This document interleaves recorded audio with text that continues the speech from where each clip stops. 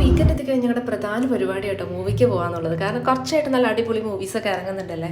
എന്നാൽ പിന്നെ എന്തായാലും പുറത്തിറങ്ങുമല്ലോ, എന്നൊരു ഓഫ് റോഡൊക്കെ പോയിട്ട് വരാമെന്ന് വിചാരിച്ചിട്ട് ഇറങ്ങിയതാട്ടോ. പക്ഷേ ഒടുക്കത്തെ ചൂട്, 50 ഡിഗ്രിയുടെ അടുത്താണ് പുറത്ത് ചൂട്.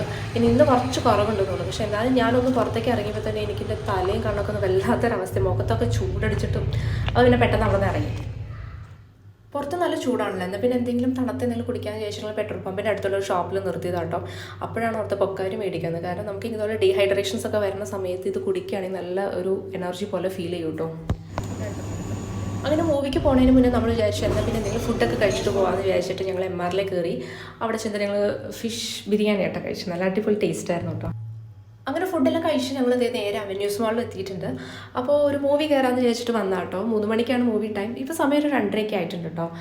അപ്പോൾ പിന്നെ എയ്ഡനാണെങ്കിൽ വലിയ കാര്യമായിട്ട് ഫുഡൊന്നും കഴിച്ചില്ല. അപ്പോൾ ഇനി സമയമുണ്ട്. എന്നാൽ പിന്നെ 2 നഗറ്റ്സ് ഒക്കെ മേടിച്ച് കൊടുത്തിട്ട് അവൻ അതൊക്കെ കഴിച്ചിട്ട് ഞങ്ങളിങ്ങനെ ഇരിക്കുകയായിരുന്നു കേട്ടോ.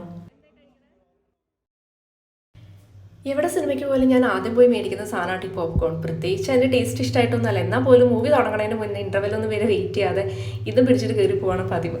അപ്പോൾ ഇപ്പോൾ നോക്കിയപ്പോൾ സമയമുണ്ട് മൂവി തുടങ്ങാൻ. എന്നാൽ പിന്നെ ഇതും കുറച്ച് നേരം ഇവിടെ ഇരിക്കാമെന്ന് വിചാരിച്ചു.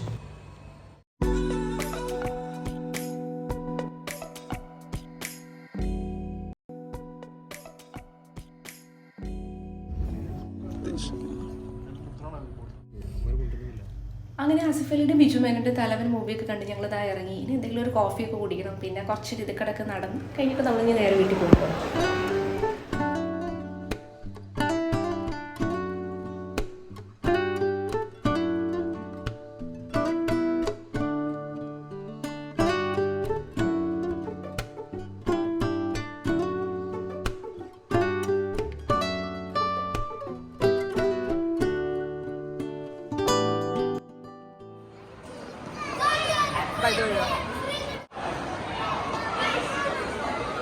ഇതിൽ കയറിക്കോ.